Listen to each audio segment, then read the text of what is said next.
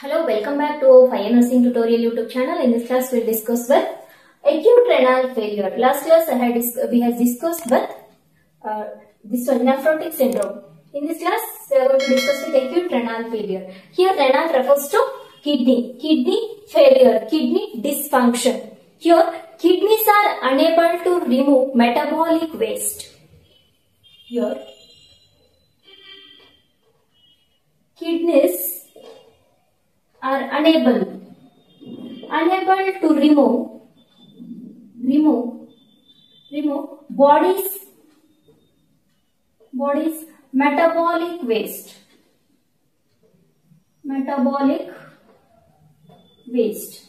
Here, this results in there will be the metabolic and endocrine dysfunction. It results in endocrine and metabolic dysfunction. Lastly, it creates acid-base disturbance.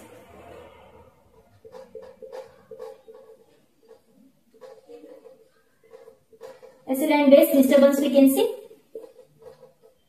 Disturbances we can see due to the endocrine and metabolic dysfunction, that is due to the kidney failure. Acute kidney failure. That is, kidneys are unable to remove the body's metabolic waste, and then it results in endocrine and metabolic dysfunction. Here, electrolyte and acid-base disturbance. Here, electrolyte and acid-base disturbances we can see. Next, we'll see the types. In kidney failure, there are two types. One is acute, another one is a chronic. Acute renal failure and the chronic renal failure. Here, this is a reversible, and this one is an irreversible.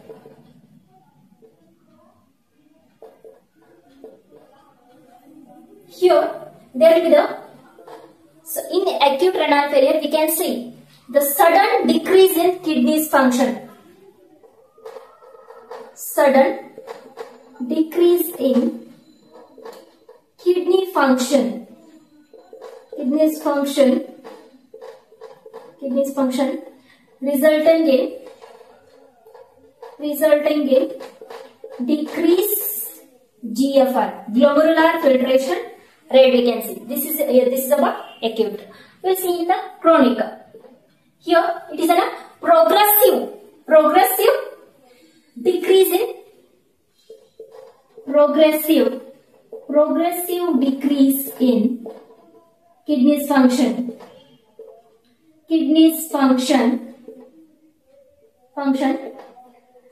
Results in uremia, that we can see blood in the urine.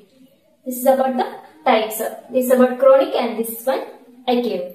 Next we will see the causes, etiologies. Here this etiology is categorized into three categories are there. Another one, first one is a pre-renal causes, and then intrarenal causes, another one is a post-renal causes. We'll see what happens here in the pre-renal causes. Here, this is due to the intake of excessive diuretics.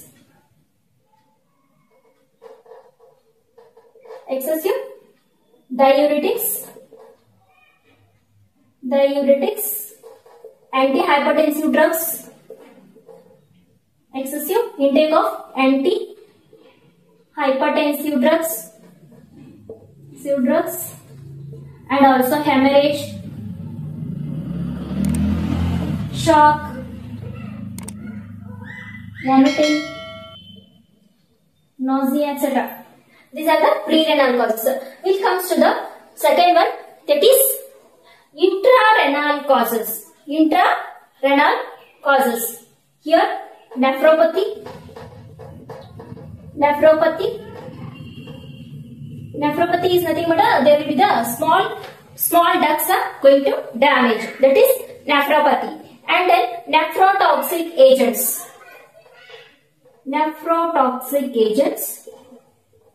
Agents like excessive diuretics, that is mannitol and Lasix, and then also intake of excessive NSAIDs, that is non-steroidal anti-inflammatory drugs, and also infections such as pyelonephritis.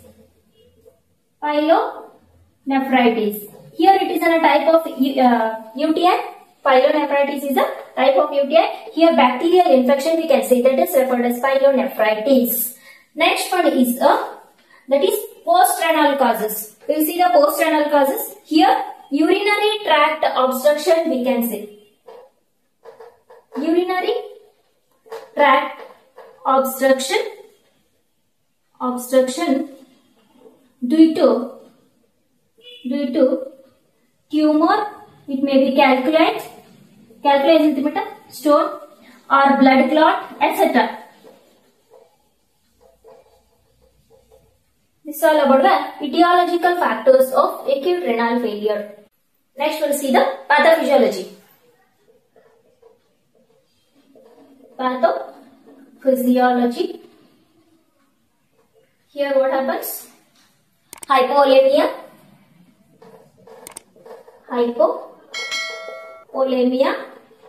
hypotension,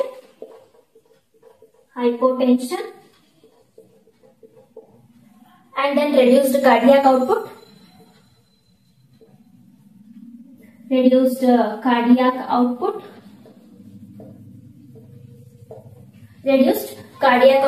and then after that obstruction of kidney,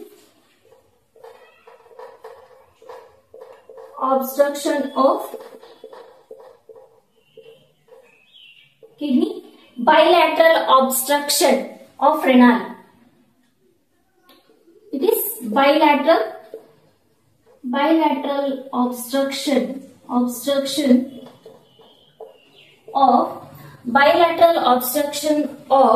renal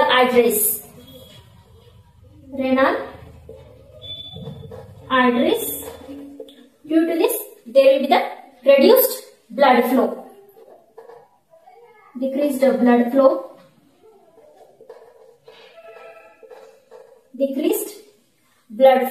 Due to that decreased blood, there will be the impaired kidney function,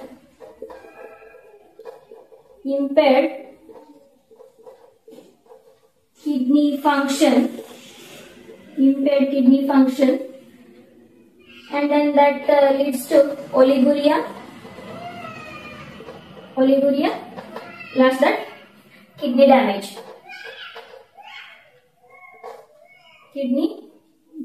Okay, what happens here? Hypovolemia. There will be the volume of blood. It is going to decrease. That is hypovolemia, and then hypotension, reduced cardiac output we can see, obstruction, bilateral obstruction of renal arteries we can see. Due to that bilateral obstruction, there will be the decreased blood flow to the kidney. Due to that, there will be the impaired in the function of this one, kidney. This means decreased GFR.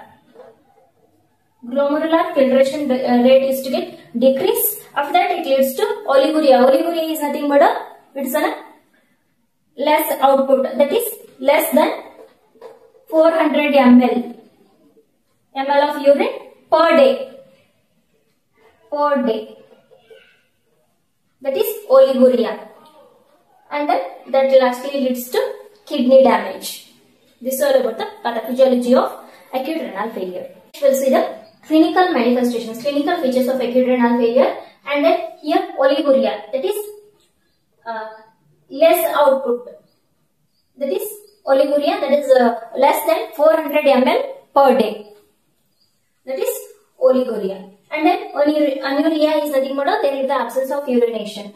Nausea, vomiting, diarrhea, lethargy, weakness, illness we can see, edema, dehydration, and then uremic fetor. That is smell of urine comes in breath. These are the clinical manifestations of acute renal failure. Okay, next we'll see the phases. There are 4 phases. First one is a initiation period. This is a starting phase, and then this ends with the development of oliguria. Ends with development of oliguria. And then here second phase, period of oliguria. Here oliguria is present, that is less than 400 ml per day the person used to. That is, and then hypercalcemia we can see. This condition is present in the second phase. Hypercalcemia, and also increased electrolytes in blood. Increased electrolytes in blood we can see in this condition. And after that, here period of diuresis. Here starts the recovery. Recovery is going to start with the third phase, that is period of diuresis. Here there will be the increased urine output. Increased urine output, increased GFR, increased glomerular filtration rate, and then period of recovery. This period it will take 3 to 12 months. 3 to 12 months for the recovery it will take. These are the phases of acute renal failure. Next we'll see the diagnostic evaluations. Diagnostic evaluations for this disease. First one, there will be the physical examination and the history collection. After that, there will be the urine analysis.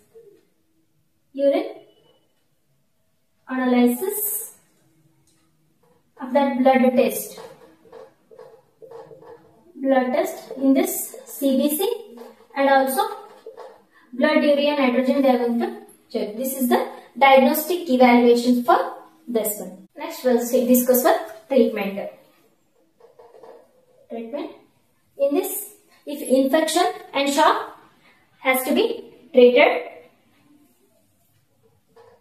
Shock and infection if present should be treated, and then monitor vital signs.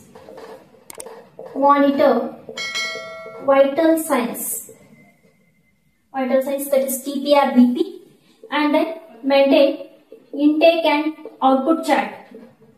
Intake and output chart has to monitor,